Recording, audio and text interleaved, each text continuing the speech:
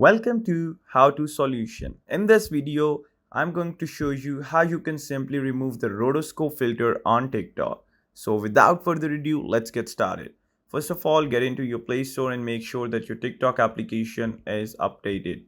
And if it's not, just do it because the new feature won't be available on the previous versions of the TikTok.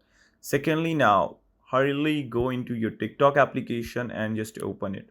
Once you get there, all you need to do is go into your camera or just go into your search bar and search for the rotoscope filter. Once you do that, there's this rotoscope written under effects. Just tap on the video icon down there. This page would appear up, and down there will be an option of try this effect.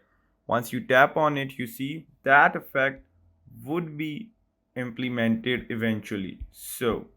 And once you start making a video, you see that that effect would be applied. So you can change always the effect by going over there or here. And this is how you remove rotoscope filter on TikTok.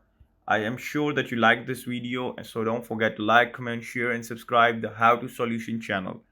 With this, take care. Till next time, peace.